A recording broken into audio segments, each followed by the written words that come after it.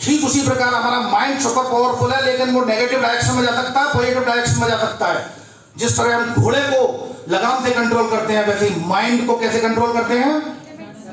Focus on positive act. Clear? आप ये सोचो, अगर ये माइंड सुपर पावरफुल नहीं होता, ये केवल माइंड गेम है, कोई ये सोच नहीं सकता कि रस्से से, दांतों से ट्रेन को खींचा जा सकता है क्या, बस को खींचा जा सकता है क्या, किसी ट्रक को खींचा जा सकता है, लेकिन उसी रस्सी से, दांतों से एक व्यक्ति आपको ट्रेन को खींच के दिखाता। This is the power of mind. Mind super powerful है, ये आपको तय करना है। दो डायरेक्शन में जाएगा, दो डायरेक्शन में जाएगा, पॉजिटिव में जाएगा, नेगेटिव में जाएगा, उसका जाना तय है। ये आपको डिसाइड करना है कि आप उसकी लगाम पकड़ के किस डायरेक्शन में ले जाना चाहेंगे। परिणाम दोनों के ही मिलेंगे। क्लियर? परिणाम दोनों के ही मिलेंगे। जल्दी से कैलकुलेशन करते हैं। एक चट्टान थी, उस पर 6 मेढक बैठे हुए थे। एक ने प्लानिंग किया, डिसाइड किया मुझे जंप करना है, तो कितने मेढक बचे? 9, 6। उसने डिसाइड किया है, प्लानिंग की है, उसने इंप्लीमेंट नहीं किया। This is the point. हम लाइफ में कितनी प्लानिंग करते हैं? 2 महीने बचे हैं, 3 महीने बचे हैं, पढ़ना है, फिर 1 महीने बाद, अरे अब तो 1 महीना बचा है, पढ़ना, लेकिन हम प्लानिंग करते रहते हैं, डिसीजन करते रहते हैं, डिसाइड करते रहते हैं, उसको इंप्लीमेंट नहीं कर पाते। उस मेढक, जो चट्टान में मेढक बैठे हुए थे, संख्या उतनी रही। फर्क क्या रहा? Planning, decision to decide is a very integral part of implementation of the whole process, but without implementation, without action, it has zero value, it is nothing। क्योंकि मेरा कब सारे समान ही हैं। 5 वो जिन्होंने प्लानिंग नहीं की और एक जिसने प्लानिंग की। फर्क क्या रहा? कोई फर्क नहीं रहा। तो लाइफ में ये माइंड सेट में रखें कि जो हम प्लानिंग करते हैं, जो हम डिसीजन लेते हैं, उसको एक्शन भी लेना है। क्लियर? एक कैलकुलेशन और करते हैं। क्रिकेट कितने लोग खेलते हैं? क्रिकेट कितने लोग देखते हैं? चलिए, वेरी गुड। जल्दी से बताइए। 50 ओवर का मैच है, 50 ओवर का मैच है, और एक टीम ने पहले बैटिंग करती हो, 301 रन बनाए। दूसरी टीम को कितने रन चाहिए होंगे? 302। आईपीसी सेक्शन 302 मर्डर नहीं, ये तो वैसे ही बोला, ये तो बंदी थी। 300 रन चाहिए। 49.5 ओवर में स्कोर हो गया 296। Clear? Clear? Last ball to go. कितने रन चाहिए लास्ट बॉल में? बॉलर ने दौड़ना शुरू किया, बल्लेबाज आगे निकला, बॉल ओवर पिच थी और उसने उसको हिट कर दिया स्ट्रेट में। बॉल जा रही है, हवा में जा रही है, और बाउंड्री लाइन के बाहर एम्पायर ने बोला, कमेंटेटर ने बोला 6, और एक रोमांचक मैच वो जीत गए। वो किस वजह से जीते? नहीं, वो 6 की वजह से नहीं जीते। पहली बॉल से लेकर 49.5 ओवर तक जो 1 रन 2 रन जो 296 का स्कोर बनाया, वो प्लस ये लास्ट बॉल, ये सब मिलके ही ये विनिंग स्ट्रोक के रूप में जो 49.5 ओवर तक कड़ी मेहनत की गई है, उसमें जब लास्ट बॉल पे उसको जब हिट किया गया 6 के लिए, तो विनिंग स्ट्रोक के रूप में कन्वर्ट हुआ है। लेकिन वो मेहनत पहली बॉल से थी। ठीक उसी प्रकार आपको अपनी लाइफ में जो आपने टारगेट है, गोल सेट कर लिया है, तो उसके लिए कल नहीं, परसों नहीं, अभी से from the very first day, from the very first session से लगातार आपको पढ़ते रहना होगा, लगातार आपको कर्म करते रहना होगा। ये कभी भी पॉसिबल नहीं है कि 301 का स्कोर हम चेज कर रहे हैं और हमने 1 ओवर में 6 छक्के लगाकर और मैच जीत लिया। पॉसिबल नहीं है। इवन अगर आपने शुरू के 40 ओवर में रन रेट मेंटेन नहीं किया, तो आप 10 ओवर में 150 रन भी नहीं बना पाएंगे।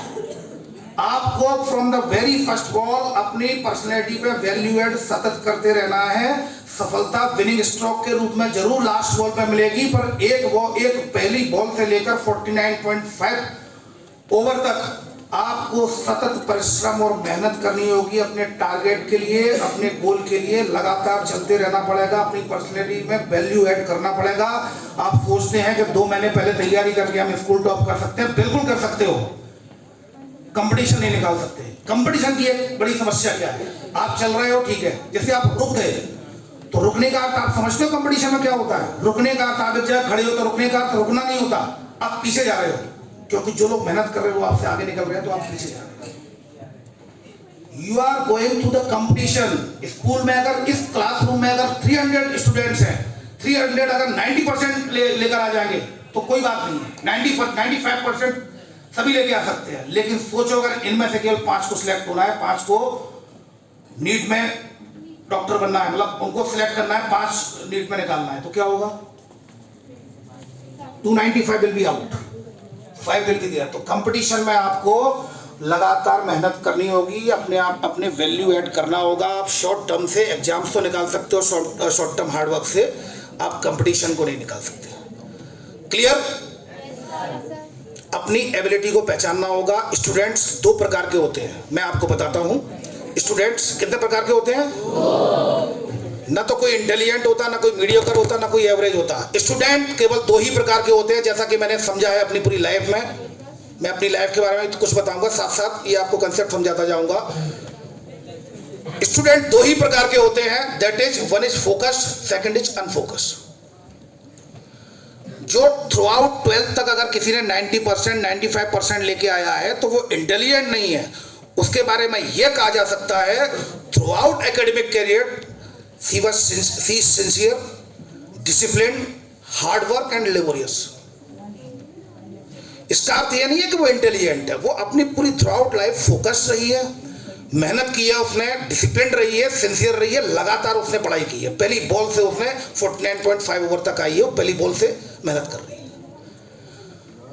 एग्जाम्पल देता हूं, मेरे 10th में 59% आए थे, 11th में 47% आए थे और 12th में 59% आए थे। इसके बाद ग्रेजुएशन में मेरे 67% आए थे। मैं दिल्ली पढ़ता था, दिल्ली तैयारी करता था, पेरेंट्स ने मुझे भेजा था पढ़ने के लिए, तो मैं वहाँ स्टडी कर रहा था। हर महीने पैसा मांगने जाता था, भाई बड़े भैया थे मुझे जो पढ़ाते थे, पैसा भेजते थे, तो फिर मैं हर महीने मुरैना आता था पैसा लेने के लिए। तो मैंने पैसा लिया, फिर मैं जाने लगा, मम्मी के पैर छुए और मैंने कहा भैया कहाँ है, तो भैया मुझे देखे नहीं। फिर एक जीने में बैठे हुए थे, दुखी टाइप के, मैं पैर छू के गया, मैं भैया कोई बात नहीं। फिर मम्मी से पूछे तो मम्मी ने बोला कि वो पैसा उधार लेके आए हैं, तो इस वजह से वो थोड़ा सा डिस्टर्ब हो, किसी ने कुछ कह दिया होगा। तो मुझे काफ़ी ख़राब लगा। मुझे लगा कि बेटा राजेश अब तैयारी शुरू करते हैं। उसके बाद फिर मैंने तैयारी शुरू की और फिर मैंने फ़ोन किया। मुझे मलेरिया हो गया था एग्ज़ाम टाइम में, मतलब एग्जाम पेपर चल रहे थे, ड्यूरिंग बिटवीन द पेपर्स। तो मैंने भैया को फ़ोन किया, भैया मेरी तबीयत ख़राब है, चूँकि मलेरिया था, काफ़ी रोना भी आ रहा था, इमोशनल हो जाता है बीमारी में व्यक्ति। मैं भैया मेरी तबीयत ख़राब है, मैं आ जाऊँ? भैया ने कहा तू आ जा बेटा, पेपर छोड़, तू वापस आ जा, अपन दाल रोटी खा लेंगे। उस बात से मैं इतना दुखी हुआ, इतना इंस्पायर्ड हुआ कि जो व्यक्ति जिसने अपने पूरे जीवन सपने देखे मुझे पढ़ाने के लिए, और एक क्षण मेरी जब तबीयत ठीक नहीं है और मेरा मन टूट गया, तो उसने बोला कोई दिक्कत नहीं है, तू इम्पोर्टेंट है, कैरियर इम्पोर्टेंट नहीं है। जब वो अपने पूरे जीवन भर के सपने को एक मिनट भी नहीं लगाता है, तो मुझ जैसे व्यक्ति को क्या करना होगा? स्टडी करनी होगी। मैं फिर उसके बाद से लगातार मैं वहीं रहा, मैंने तैयारी की, पढ़ाई की, एग्जाम दिया और उसी साल में 16th रैंक में डिप्टी सुपरिटेंडेंट ऑफ पुलिस बना। और उसके बाद मेरा छोटा भाई यूपीएससी सिलेक्ट हो गया, रियल ब्रदर प्रभात मेरे साथ ही रहता था, 3-4 साल बाद सिलेक्ट हो गया, एडिशनल कमिश्नर जीएसटी भोपाल में है। और जब हम पढ़ते थे, स्टूडेंट थे, खूब पढ़ाई करते तो नहीं थे, क्रिकेट ज़्यादा खेलता था मैं उस समय, फोकस नहीं था। मैं फोकस की बात बता रहा हूँ, एग्जाम्पल मैंने फोकस पे दिया है। अब जैसे ही मेरा फोकस हुआ, मैंने स्टडी को टारगेट किया और मैंने गोल को अचीव कर लिया। तो जब हम पढ़ते थे, अगेन क्रिकेट खेलते थे, तो मुरैना के लोग कहते थे कि ये पंडित जी के त्यों लड़के पंडित जी को बर्बाद करके छोड़ेंगे, कोई दिल्ली पढ़ रहा है, कोई भोपाल पढ़ रहा है, पंडित जी का पूरा पैसा बर्बाद कर देंगे। पर इन बातों पर कभी ध्यान नहीं देना चाहिए। आपके आसपास लोग क्या कहते हैं इंपॉर्टेंट नहीं है, आप क्या कर रहे हो ये इंपॉर्टेंट है। और उसके बाद जब हम सब लोग, मैं सिलेक्ट हुआ और मेरा छोटा भाई सिलेक्ट हुआ, तो वही लोग ये कहते हुए नजर आए, हमें तो पता था अगर मुरैना से कोई कर सकता है तो पंडित जी के 3 लड़के कर सकते हैं। लोगों के स्टेटमेंट ऐसे चेंज होते हैं, लोगों के स्टेटमेंट ऐसे चेंज होते हैं। आज आपकी पहचान आपके पेरेंट्स से होगी, आज आप उनके लिए बहुत प्यारे होंगे, पर यकीन मानना लाइफ में किसी स्टेज में आपकी पहचान सिर्फ आपके कैरियर से होगी। अगर कैरियर नहीं है तो आपकी आइडेंटिटी जीरो होगी। आप ये तय मान के चलना, आपकी पहचान ही चमत्कार को नमस्कार है। यहाँ आज मुझे खुद पता नहीं कितने लोग मुझे जीजा कहते हैं, मामा, चाचा, कितने रिश्तेदार एकदम इकट्ठे होके आ गए। यहाँ ग्वालियर जैसी मेरी पोस्टिंग हुई, पर ये सबके साथ है, चमत्कार को नमस्कार है। कैरियर ही आपकी आइडेंटिफिकेशन होगी, अपने कैरियर को ही टारगेट रखो, वही आपका जीवन है। अपने कैरियर को आपको अचीव करना ही होगा। क्लियर? आपको एक छोटा सा एग्जाम्पल और देता हूं। एक राजा एक रानी थे, उनके कोई बच्चा नहीं था, पर 10 साल बाद एक बच्चा हुआ, बड़ी मुश्किल से। तो जब बच्चा हुआ, काफी मिन्नतों के बाद मन्नत मांगी गई, तो जब बच्चा पैदा हुआ तो काफी स्वाभाविक है, प्यारा था, राजकुमार था। 5-6 साल बाद उसको आश्रम भेजा गया, और 15 साल बाद वो आश्रम से पढ़ के आया, फिर वो राजकुमार बना। एक राजा एक रानी जिनका इकलौता पुत्र था, बड़े समय बाद वो पुत्र रत्न की उनको प्राप्ति हुई थी, वो इकलौता था, प्यारा था, उसको भी 6 साल बाद उन्होंने आश्रम व्यवस्था में भेजा छात्र जीवन के अनुशासन का पालन करने के लिए, सीखने के लिए, और 15 साल बाद वो लौट कर आया, टोटल 21 या 22 साल का हो गया। उनके पास सब कुछ था, राजपाट था, पैसा था, धन था, रिकॉग्निशन था। जब एक राजा रानी अपने बच्चे को एक आश्रम में त्याग तपस्या के लिए भेज सकते हैं, हम तो उस आश्रम व्यवस्था में भी नहीं है, हम तो फिर भी अपने घर चले जाते, तो हम क्यों नहीं मेहनत करते अपने लक्ष्य के प्रति, हम क्यों नहीं अपने छात्र जीवन के प्रति अनुशासित रहते। आपको एक समझना होगा, circumstances are the best motivator of the world.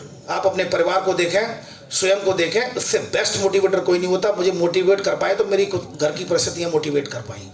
आपको ये तय करना पड़ेगा कि इस समय स्टडी कर रहे हैं, इलेक्ट्रोमैग्नेटिक इफेक्ट है, कर दिया, एक ही क्लिक, वो एक ही वो आ गया राइट, फिर पढ़ रहे हैं 10 मिनट बाद, फिर देखा डबल क्लिक हो गई, इलेक्ट्रोमैग्नेटिक इफेक्ट ही पढ़ रहे हैं अभी, चलो डबल क्लिक हो गई, फिर रिप्लाई आया, थोड़ी देर बाद 15 मिनट बाद फिर रिप्लाई आया, दैट इज इलेक्ट्रोमैग्नेटिक इफेक्ट। तो अब आपने क्या सोचा, अब आप क्या कर रहे हैं।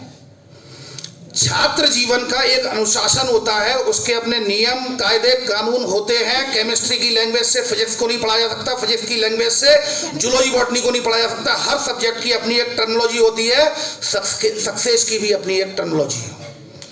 ये बताइए, एक पति पत्नी है और क्या ये रिलेशन चल पाएगा अगर इनके बीच में लॉयल्टी नहीं रहेगी? क्या यह संभव है कि दो बहुत अच्छे मित्र हैं, अगर एक दूसरे के प्रति लॉयल नहीं रहेंगे तो ये रिलेशन चल पाएगा? क्या यह संभव है कि एक स्टूडेंट अपने कैरियर सक्सेस के प्रति लॉयल रहेगा तो चल पाएगा? बहुत सिंपल सी बात, आप अगर अपने गोल के प्रति लॉयल रहेंगे वही रिलेशन चलेगा। Loyalty is the important task. Student जीवन में ये काम करने के लिए, सोशल मीडिया पे जाने के लिए, ये फेक वर्ल्ड पे जाने के लिए आपको बहुत समय मिलेगा। Relevancy is the important. छात्र जीवन के अपने अनुशासन है, अपने नियम है, अपने कानून है, उनको आपको फॉलो करना पड़ेगा। अभी सोशल मीडिया से बिल्कुल दूर हो जाए, मिनिमम यूज करें, जितना यूज करना है। सोशल मीडिया से पूरे दूर होकर त्याग और तपस्या करनी होगी, तभी आप अपने गोल को अचीव कर पाएंगे। आधे अधूरे व्यक्ति कहीं नहीं पहुंचता। फॉर एग्जाम्पल, एक बच्चा खाना खा रहा था, बीच बीच में मोबाइल भी देखता चला जा रहा था, व्हाट्सएप पर रिप्लाई भी करता जा रहा था, और फिर वो टीवी भी देख रहा था। एक बच्चा सिर्फ खाना खा रहा था। ये मान के चले, अगर हमारे अंदर, हमारी पूरी बॉडी के अंदर, माइंड के अंदर 100 जूल एनर्जी है, तो एक बच्चा जो 3 जगह 3 काम कर रहा है और एक बच्चा एक काम कर रहा है, कौन सफल होगा? एक काम कर रहा है। मैंने अपनी पूरी एनर्जी 3 भागों में डिवाइड कर दी, 35 एंड 30। 35 टीवी, 35 व्हाट्सएप एंड 30 खाने में। आपको फोकस होना होगा। जब मैं खुद ही, मेरी एनर्जी बढ़ गई, तो फिर मैं उस आधी अधूरी एनर्जी से किसी भी काम को सक्सेस नहीं कर पाऊंगा। I have to be 100%। मुझे फोकस्ड होना होगा अपनी स्टडी पे, अपने टारगेट पे। Eat study, sleep study, dream study and study. आपको एक चीज बताऊं, खुद ही आपने देखा होगा, जब आप बहुत पढ़ते हैं एग्जाम टाइम में, कई बार एग्जाम से पहले ही पढ़ते हैं, जब आप बहुत लगातार पढ़ते हैं, आपके सपने में सोते हैं तो स्टडी आती है, वो टॉपिक ही घूमता रहता है। और आपको ध्यान होगा, कैकुले ने जो बेंजीन का जो फॉर्मूला खो जाता है, वो इस ड्रीम से ही खो जाता है। उसकी जो फाउंडेशन ड्रीम थी। हाँ, सांप का पूंछ को वो मानते हुए उसने सपने, आपको सपने देखने होंगे, पर वो आप केवल क्या है कि 2 महीने 1 महीने ही करते हो, आपको लगातार करना होगा। आपको पहले दिन से, पहले सेशन से लगातार पढ़ना होगा। सबसे बहुत छोटी चीज है, इंग्रेडिएंट्स आपको पूरे करने होंगे। मैथ्स का कोई भी सवाल, मैथ्स का कोई भी क्वेश्चन बहुत छोटा है, आपको अगर फॉर्मूला मालूम हो तो। केवल फॉर्मूला बेस्ड है। मुझे दूध डाल दिया, पानी डाल दी, पत्ती डाल दी और शक्कर डाल दी, चाय तो बनी ही जाएगी। ठीक उसी प्रकार हमें अपने कैरियर का जो हमने ऑब्जेक्टिव, जो गोल सेट किया है, वो तो मिल ही जाएगा। पहले उसके इंग्रेडिएंट्स तैयार करें, जो एसेंशियल है वो तो करें। और एक बात, लाइफ में कभी भी डिसअपॉइंटेड नहीं होना, लगातार मेहनत करना। कई बार सफलता मिलती है, कई बार नहीं भी मिलती है। लाइफ को हमेशा ऐसे देखना, लाइफ इज ए गेम। आप एक स्टेडियम में क्रिकेट खेल रहे हैं, आप ये मान के चलिए बॉलर है, बॉल मतलब लाइफ है, ball is opportunity. Clear? Ball opportunity है आपके लिए, आप बैटिंग कर रहे हैं, पीछे कोई भी स्टंप नहीं है, ना कोई विकेट कीपर। क्लियर? पीछे ना कोई स्टैंप है ना कोई विकेट कीपर। एक लड़के ने 98% का टारगेट रखा था 12th में, उसके 95 पॉइंट कुछ आए थे। पेपर की काफी बड़ी न्यूज थी, उसने सुसाइड कर लिया था। ये बहुत बड़ी न्यूज थी, ये 5 or 6 ईयर बैक। तो मैं आपको बताना चाह रहा हूं, लाइफ में हमेशा इस कंसेप्ट को याद रखना। लाइफ उसी तरीके से, आप क्रिकेट खेल रहे हैं, बैटिंग कर रहे हैं, पीछे ना स्टंप है ना विकेट कीपर है। बॉल है लाइफ में अपॉर्चुनिटी। पहली बॉल आई, बल्ले पर नहीं आई, पीछे निकल गई। आप देखते हैं पीछे निकल गई और आप डिसअपॉइंटेड हो जाते हैं। अपने आप को इकट्ठा करें, अगली बॉल फेस करें।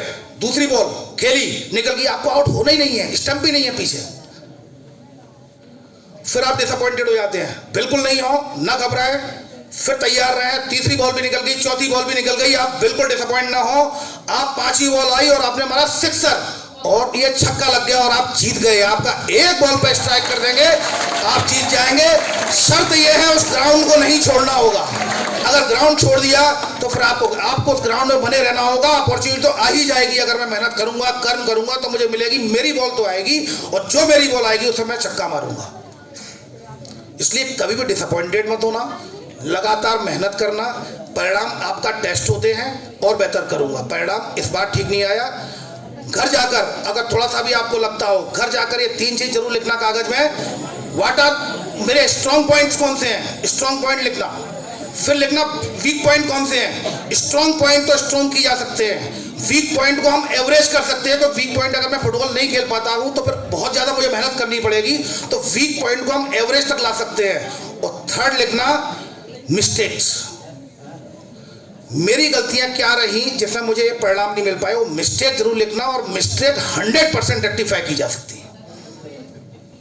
ये चीजें अपने जीवन में जरूर रखना। मैं जब तैयारी करता था तो मुझे लगता था, कंपनी सक्सेस की बुक्स आती थी, उसमें इंटरव्यू पढ़ता था मैं, तो मुझे लगता था कि मेरा भी किसी ने इंटरव्यू आया।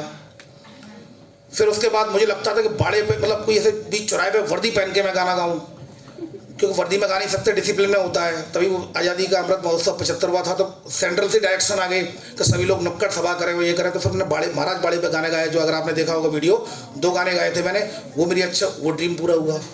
अब आपको एक एग्जाम्पल बताता हूँ। एक बच्चा 2 महीने लगातार मुरैना में अपने माता पिता के साथ सिंधिया स्कूल आता था, किले पर चढ़ता था। वहाँ न तो उसको कोई गार्ड देखता था, न टीचर रेस्पॉन्स करता था। 2 महीने लगातार मैथ की, उस समय तो ऑटो कुछ भी नहीं चलते थे, तो पैदल चढ़ते थे। काफ़ी परेशान हो जाते थे उसके मदर फादर। तो वो देखता था, 6th क्लास में एडमिशन के लिए आया था 25 साल पहले। इस 15 अगस्त की बात बता रहा हूँ। 15 अगस्त जो था 2022 का, उस समय एक व्यक्ति ने ये बात कही थी। उसको चीफ गेस्ट बनाया गया था 15 अगस्त में सिंधिया स्कूल में फ्लैग होस्टिंग के लिए। तो वो भी 120 वर्ष पूरे हो गए उनके, तो उस वजह से उन्होंने बनाया गया था चीफ गेस्ट फ्लैग होस्टिंग के लिए। तो उस व्यक्ति को किसी ने नहीं देखा, फिर उसने एडमिशन मिशेल स्कूल में लिया।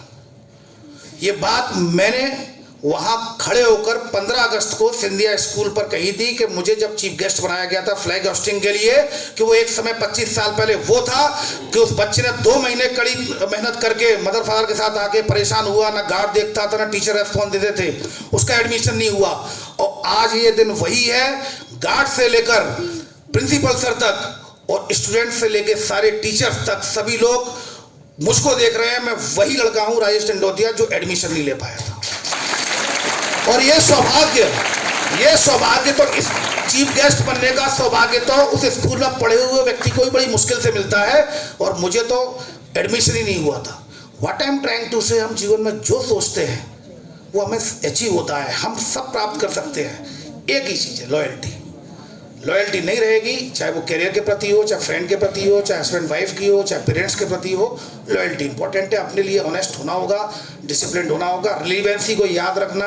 ये सारी चीज़ों की, स्मोकिंग के लिए, ड्रिंक के लिए, पार्टी के लिए सब समय आएगा, पर इस समय ये इररिलेवेंट है। रिलीवेंसी इस समय छात्र जीवन के अनुशासन है। आप लगातार मेहनत करेंगे तभी आप अपने ड्रीम को चेज कर पाएंगे। क्लियर? इट्स ऑलमोस्ट डन, मुझे जाना होगा, तो आप जल्दी से खड़े हो जाएं।